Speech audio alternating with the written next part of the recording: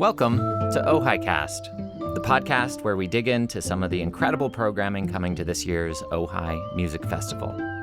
This is the festival's 80th year of bringing music to the Ojai Valley, and we are super excited about what's coming to the Libby Bowl and beyond from June 11th through the 14th. On our last episode, we spoke with the festival's artistic director, Ara Guzlimian, all about Esa-Pekka Salonen, who is this year's music director. On this episode, percussionist Jonathan Hepfer brings some of the stories surrounding the pieces he'll be performing this year. So let's get to it. Jonathan Hepfer is a percussionist, conductor, and concert curator.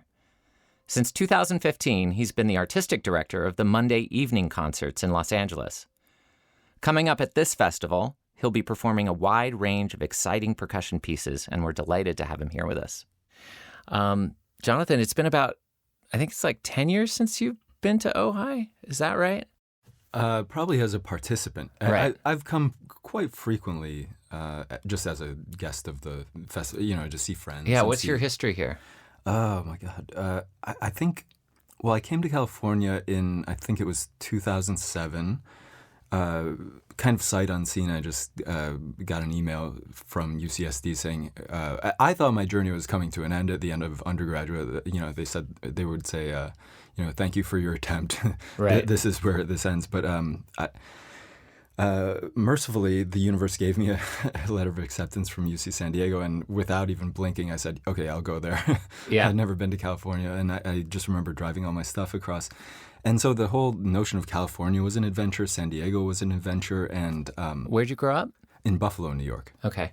And so I arrived in California, and one of the things, for me, life was that university. It was just a practice room and a library and a couple friends and mentors, and that was the extent of my sort of perception of reality. Right. But then occasionally we'd get these invitations to go places, and Stephen Schick was he was, and remains my hero. And he got an invitation to come up to Ojai to give an early performance. If not, it wasn't the premiere, I don't think, but it was John Luther Adams' Inuxuit, I believe. And that was my first trip up to Ojai, I believe, and whatever year that might have been. So you came up with Schick. Yeah, as a member of the Redfish Bluefish Percussion Ensemble. Wow. It was actually a beautiful constellation of all these music schools in Southern California that sort of joined forces, because John Luther Adams' piece was you could sort of expand or contract it based on who was available, and it was a very generous piece in its construction in that way. So this year you're performing quite a few pieces. And as we were sitting down, you were saying that you should just actually be in the rehearsal studio the entire time. You're a little intimidated by your program this time? Over the years, I've done enough sort of irresponsible things where I really had no business doing them, but survived and seem to have survived somewhat successfully. So very high degree of difficulty. Yeah, dude. Yeah. Which, I'd love to play some excerpts of the pieces that you're preparing, and we can talk about sort of what goes into the prep for that. I know on Friday morning, you're doing a Iannis Xenakis piece called Komboi. Let's take a listen and then talk about that.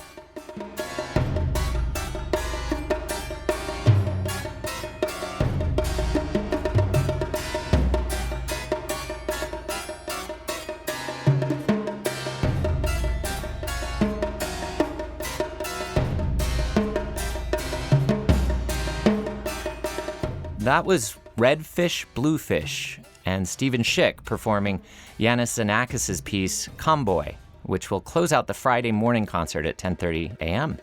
I hear some harpsichord. What's going on in that? Yeah, the piece, in all honesty, your guess is kind of as good as mine. That's kind of the beauty of this, is that nobody really knows the answers to these questions. And it's roughly a 20-minute duo for amplified harpsichord and percussion. And it's constructed in a somewhat, what I might refer to as an episodic manner. Would this be a good moment to sort of just say a few words about Xenakis' life story? Because To me, this is, he's on the Mount Rushmore of interesting life stories in the field of composition. The bullet points are, he grew up, I think, born in Romania, grew up in Athens, studied at the Athens Polytechnic, largely in the field of engineering and mathematics. He became a leader in the Greek resistance following the Second World War, and there was the Allied occupation. So he essentially became a sort of freedom fighter for the cause of Greek independence. And in the course of doing that, caught some shrapnel in the face, basically, essentially lost half of his face, including an eye. And there was a price on his head. I mean, he was sort of bounty hunted and, more or less pronounced dead on a table.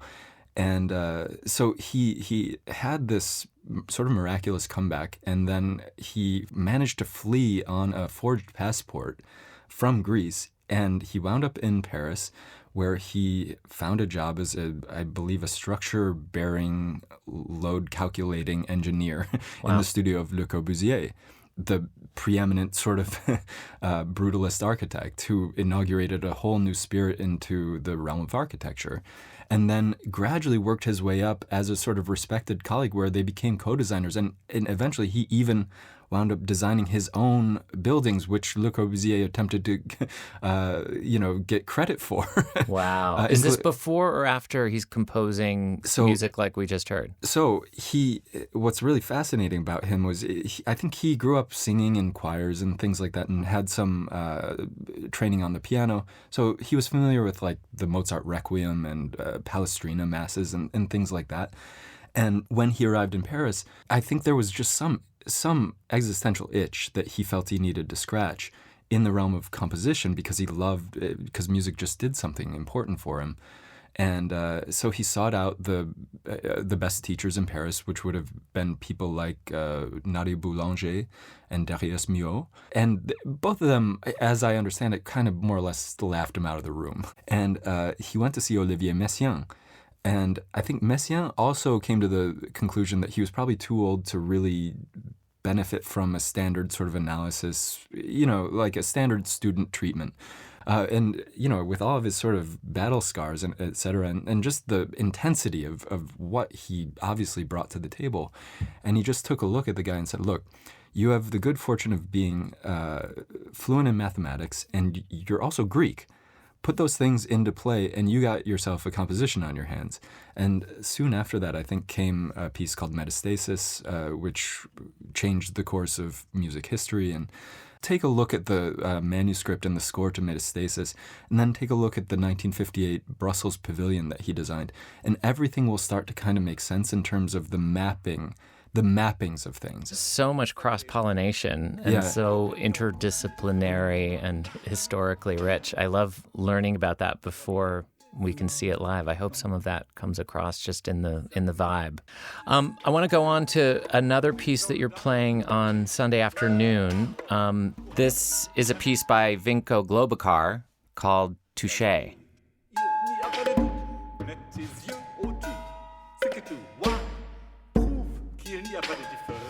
Entre le ciel et la terre. Aujourd'hui, nous sommes le 10 janvier 1610. L'humanité inscrite dans son journal. Ciel supprimé. Sagredo. C'est affreux. Galilée, j'ai aussi découvert quelques articles. Le corateur. So that's Matthias Kaul performing Vinko Globokar's piece Touché. That's a very different kind of sound. I'm hearing a lot of voice. Would that be your voice? Who's performing in this? Actually, that's a good question. It will be my voice. What's going on in this piece? This is one of my very, very favorite pieces. It's in my top 3. Let's put it that way. And essentially, what's going on is you have a text which is Bertolt Brecht, Life of Galileo, Leben des Galileis, and what you're hearing is 6 excerpts from the play Life of Galileo. And the percussionist's task here, this is by a Slovenian composer named Vinko Globokar. So he was focused on how language behaves relative to music in a sort of research capacity. And one of the things that, especially with percussion, as you go back into various world traditions, is the sort of onomatopoeic capacities of instruments. I mean, you sort of hit an object and then you sort of can evoke it with your voice. And there's a sort of dialogue that one is capable of creating in that. What Globokar tasks the percussionist with is to find 7 objects, each capable of producing 2 sounds, 2 vowel sounds. So it goes ni, bu, cha, votre, grand, don, me, peu, kitsko, jou, ze, fait, and lang. And so the piece begins with you introducing those sounds, which, at least according to Globokar, constitute the 13 vowel sounds that comprise the French language. Huh. So what you're supposed to do is you say the sound ni, and then you hit an instrument. And you basically hear the thing translated into its instrumental counterpart. So each instrument is responsible for 2 of those sounds. One is, in principle, open and one is closed. Ni and bu, for example, ni is the closed sound, u is the open sound. And I use a high tabla for those 2 sounds. And so basically what you're seeing is a series of instruments that are capable of representing the 13 sounds. And first of all, you introduce the characters. So you say, Sagredo. Il n'y aurait donc aucune différence entre la Lune et la Terre? Galilée. Il semble que non. Sagredo. Il n'y a pas 10 ans qu'un homme... And so it goes on in that way. So the characters don't get instrumental accompaniment, but their text does. And so in the 6 scenes, what you'll hear is a sort of balancing thing where the voice predominates. In the 1st and 6th scenes, they're equally balanced between the voice and the instruments in the 2nd and 5th scenes. And then the 3rd and 4th scenes, the inner bookends, the voice disappears entirely and the instruments are the only thing that does the talking. There can't be that many musicians who can pull this off, right? I mean, you've got to have pretty good French and have the kind of, practiced ability to pull off that sort of composition. I always sort of said, like, I neither play tabla nor speak French, and yet I'm doing these pieces, and that's kind of the life of a percussionist. You know, it's like, I don't really play this, but I can certainly tap it. You find your way in. Yeah, so you sort of circumnavigate expertise in the world of percussion and come up with solutions that nobody else might see. Fascinating. Let's talk a little bit about Bone Alphabet, which you're going to be playing on that same program on Sunday afternoon. This is Stephen Schick performing that piece by Brian Ferneyhough.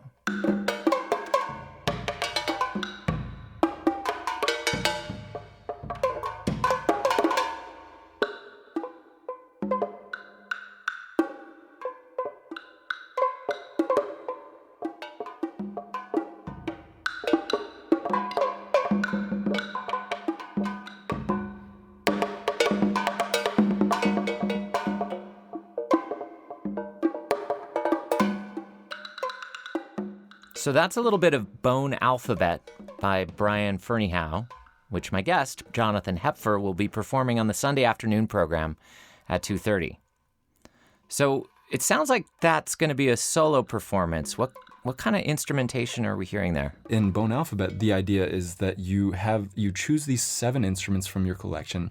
There is no standardized collection of percussion gear. It's all just sort of like, you visit the junkyard, you visit this sort of thrift shop, you visit this, and gradually you go, oh, I like the sound of that, I like the sound of that. And eventually that kind of winds up being your closet of instruments. And so you just sort of go, okay, these are 7 of my favorites. And the idea is, I think, that the instruments either go from high pitch to low pitch or from dark to light, meaning that there's some spectrum of, like, it's going from high to low. Right. And then the other idea is that no 2 instruments that are adjacent in the setup can be made of the same material. So in other words, you can't have like 7 instruments made of wood or made of metal. The idea, though, that you get to choose your instruments and then decide on, I mean, that's very fundamental to what ends up coming out, right? Like this, a different musician is going to have a very different result. Mm-hmm. One of the first things that happened when I walked into UC San Diego was I walked into the Geisel Library and I look at a wall and I looked closer at it and I realized it was all anatomical drawings of leg bones of birds. And then I looked at another plaque, and it was a poster, and it said An Alphabet of Bones by Joyce Cutler Shaw. And so I looked up Joyce, who lived at the top of Mount Soledad. And I looked her up and I said, I need to know this woman because I'm working on this piece. It's a piece, bone alphabet, literally. It is exactly where the piece comes from. So it's like imagine a bird jumping from A to B, and you just take one of those things. So you take like 26 different individual frames, and then you assign each of them, you go A, B, C, D, E, F, G, from A to Z, and then you spell things. Like you literally just write poetry or something like that. And all of a sudden what emerges is what used to be this continuous jump of the bird has become this kind of like Merce Cunningham scrambling of bodily motion. And I realized at a certain point that in some weird way, that's kind of what Ferneyhough is doing musically, is he's using the domain of polyrhythm, like extreme polyrhythm, like mythological polyrhythm, irresponsible polyrhythm. I mean, the type of thing where it's like for literally a year, I worked 3 hours a day on this piece. It takes 13 minutes to play. When you play it, and if you record it, and if you're playing it exactly correctly to your standards, is it the same? To be honest, I think so. It sounds like a new language. It sounds like you're making up a new language. I think the piece forced me to crystallize a thought. And basically, it's more like sculpture at this point. It's like getting out the chisel and the toothbrush eventually. And finding the form in the stone is what sculptors talk about. Yeah, really astonishing. Hold on to your hats, people, because Ferneyhough's coming for us all. Let's circle back to Stephen Schick, who is, sort of your mentor, it sounds like. Yeah. I understand he has a really fascinating way of committing scores to memory. Is that right? What Steve does is he plays his entire solo repertoire from memory. And so what I observed from Steve was that he's not only playing the notes of the piece. This is kind of what they teach you in conservatory, is like how to respect the notes on the page, make them translate into sound, blah, blah. But Steve makes you feel like, you're in mythological Greece when you're hearing Xenakis. And you feel somehow like you're in a different universe when the guy's on stage. Fully inhabiting. Exactly. He's not impeded by a fixed gaze at a certain object, which is guiding what his hands are doing. You're not doing that. No.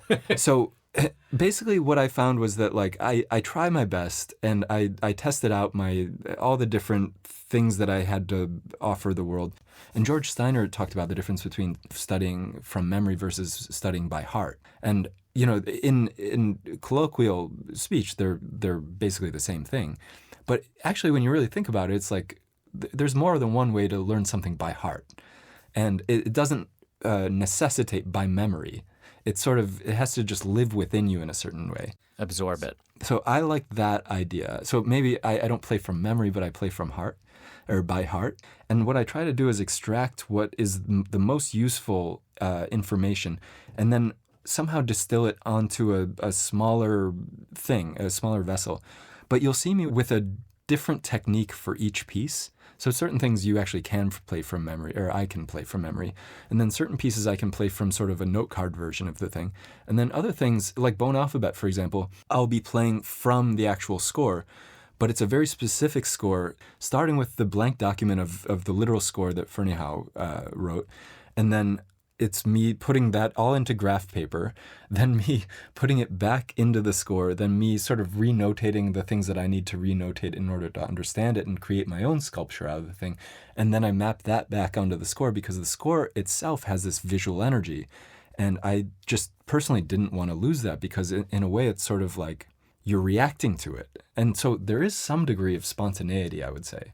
And so the thing that's on the music stand in front of you is your own documentation. Are they symbols? Are they words? What does it look like? If you looked at the score, what you'd see is a sort of cacophony of these highlighter markings combined with sort of handwritten notes. And sometimes I'll just cut and paste my own rewriting of the bar over it. And what's beautiful is like having spent so much time away from the piece, I'm coming back to it. And it's like, my eyes look at the score, I don't know what I'm looking at. I literally, like, I've been practicing the piece for about 2 months now. There are many measures in it that I couldn't decipher or tell you what's going on, but my body knows how to do it. And this time I'm not fighting it. Yeah. You know, it's just, it lives in my body and I respect it. And whatever my body says is the piece now. It's so fascinating. I make visual work, and I find that is 1,000% true, which is I can think about it and intellectualize it and create rule sets for myself. And in the end, it's entirely mysterious. Yeah. It's just in your body, and it's intuition, and it's something, I think of it as sort of giving over to what it wants. Exactly. So one of the things we like to do is to ask people to recommend a piece of music that has inspired you or that you've just been loving lately. It can have nothing or everything to do with the music that you're going to be playing at the festival. You did settle on a piece by this band, Voidz. Tell us about that. Yeah, this is a track called Human Sadness by Julian Casablancas and the Voidz. And I just remember the first time I heard this song being like, what is this? First of all, it's like a 12-minute track or something like that. So misbehavior A, example A. But it starts in the most normal places possible. And then you just wind up in, like, how on earth did I get here?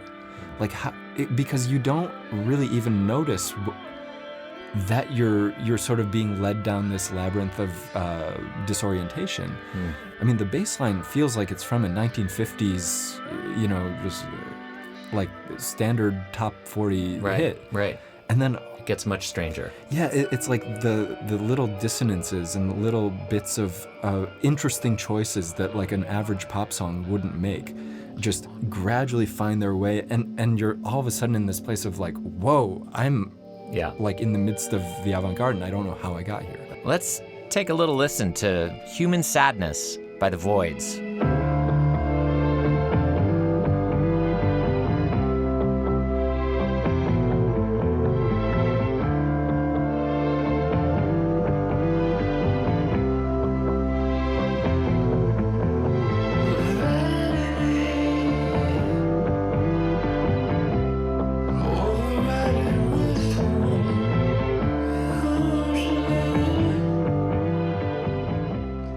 So that's a track called Human Sadness by Julian Casablancas and the Voidz. That's the singer from The Strokes, right? Yeah, side project. Incredible dynamics there.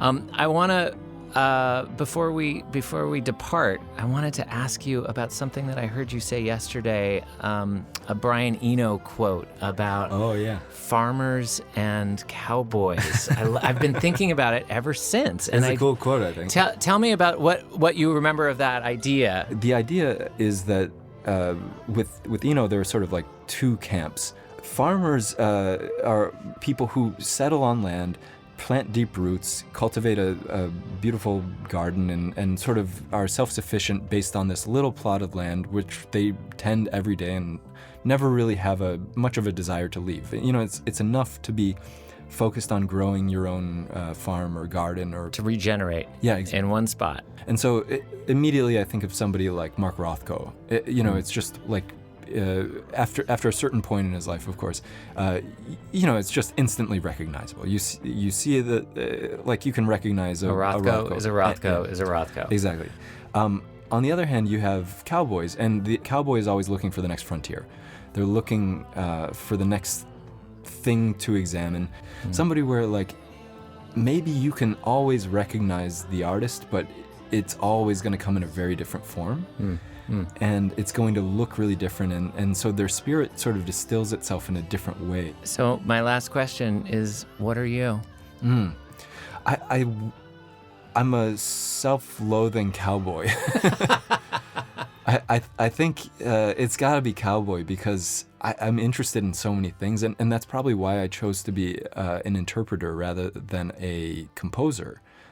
We'll see what happens as the decades go on in my life, but for right now, I am still a cowboy, and I think I'm like a collage artist, where I like to identify the sort of soul or essence of a thing, and in unexpected ways draw draw connections between things.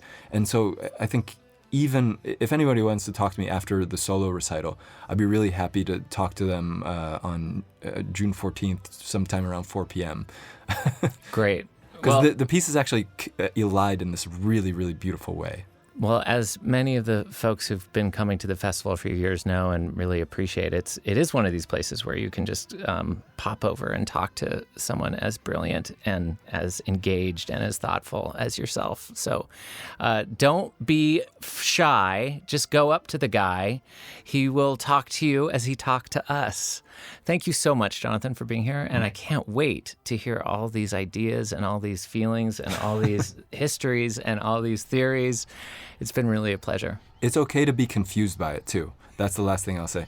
It's a pleasure to be here. Thanks for having me. Thanks, Jonathan.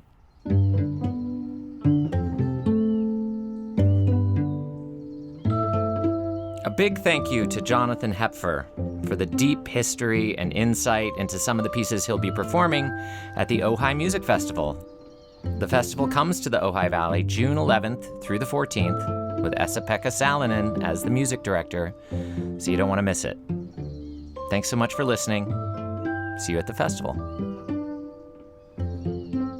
OJAICAST was produced by Will Thomas for the Ojai Music Festival. Visit ojaifestival.org for more information on the program, tickets, and please consider donating to the festival to keep innovative music coming to the Ojai Valley. You can find me on Instagram at Noxon Art or online at ChristopherNoxonArt.com.